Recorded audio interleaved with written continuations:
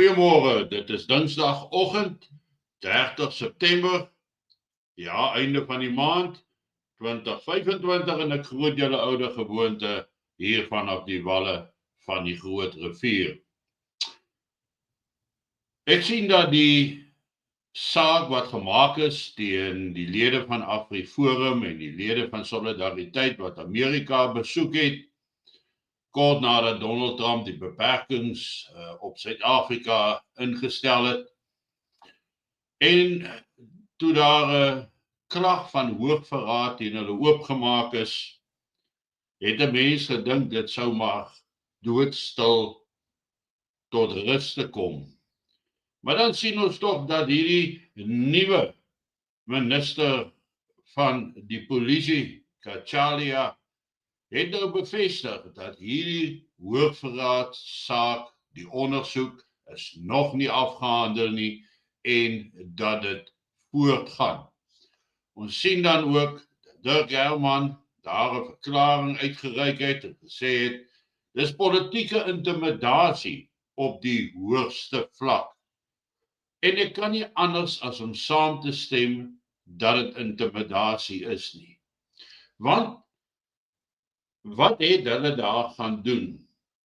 Hulle het probeer onderhandel tot voordeel van Suid-Afrika, die Suid-Afrikaanse ekonomie. Dit het gegaan rondom die handelsbetrekkinge, die rug van die hoë tariewe, die uitvoertariewe, die behoud van AGOA. Dis waarvoor hulle eintlik 'n vertoog gaan rig het aan die Amerikaanse regering gesê het, reg, as julle iemand wil straf dan die ANC, wat verantwoordelik is vir al die BEE-wette, die eise vir grond sonder vergoeding, grondeise, onteiening sonder vergoeding, en wat verantwoordelik was vir die verval van Suid-Afrika oor die afgelope 30 jaar. So ons het nie 'n aksie gesien wat Suid-Afrika in gevaar stel nie, wat 'n hoogverraad klaar regverdig nie. Nee, dis glad nie wat daar gebeur het nie. Maar as ons gaan kyk na wetstoepassing, 'n nuwe SAPS skandaal, South Africa just witnessed yet another scandal that proves why public trust in law enforcement is at rock bottom. 8 suspects were reportedly arrested in Bellville with 6 AK-47 rifles and 8 pistols. En dit het gelyk asof het groot sukses is net om uit te vind, hierdie manne is klaar weer uit en blykbaar weg met hulle vuurwapens.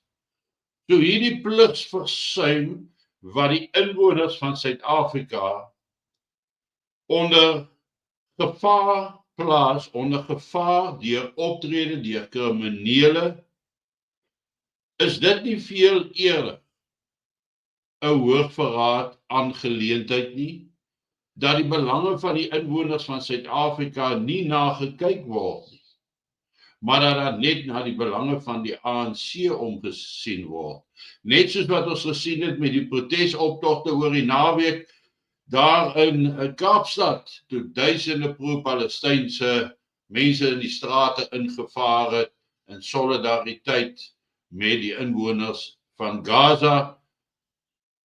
En wat begin het na aanleiding van die internasionale hofklag wat Suid-Afrika aanhangig gemaak het by die internasionale hof in Den Haag, en ons het dan ook gesien rondom, dit gaan oor genocide, en kom ons vergeet vir 'n oomblik van wat is die werklike situasie op die grond, maar wat is die implikasies daarvan?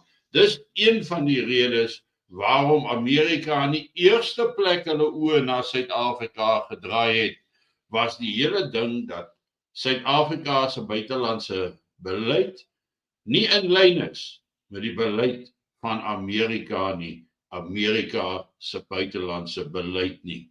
En hierdie steun aan Palestina, die suksesvolle klag van genocide teen Israel, dit alles is wat Amerika laat besluit het om die tariewe op Suid-Afrika te verhoog, om moontlik Suid-Afrika uit AGOA uit te skop.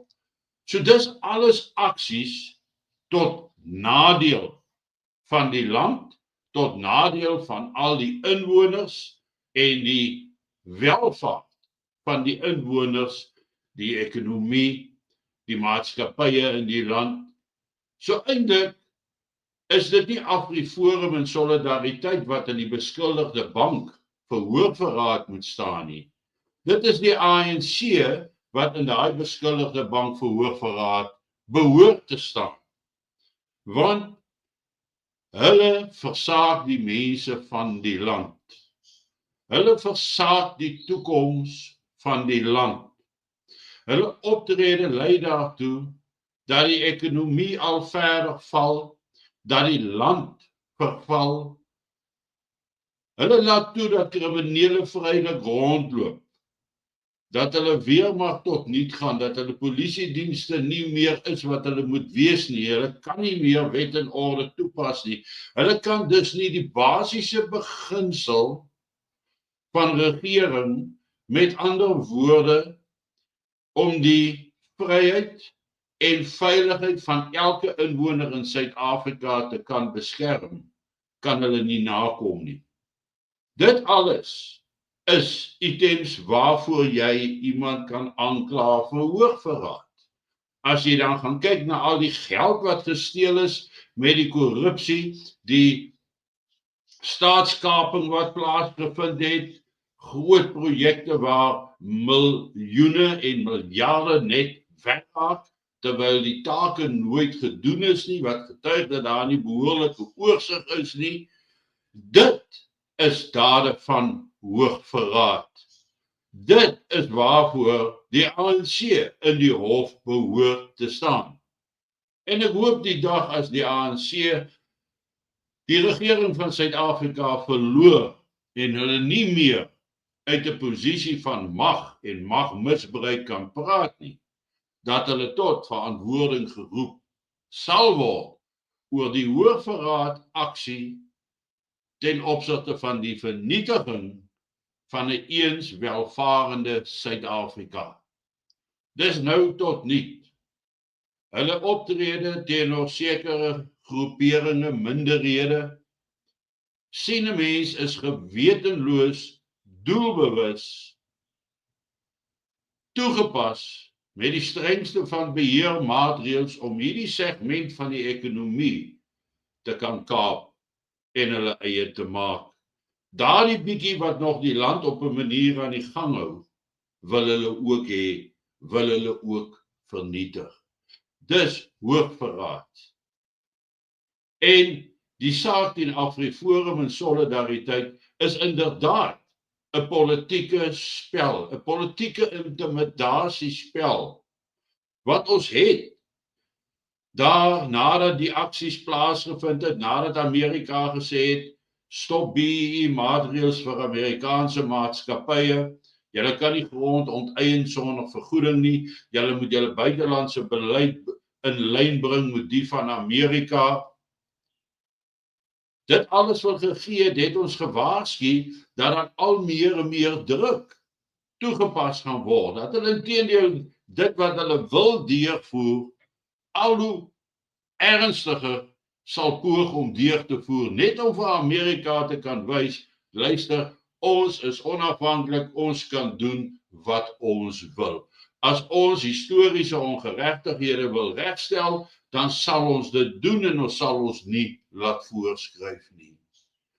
Die gevolge wat dit het, lei tot hoogverraad, want die land word vernietig.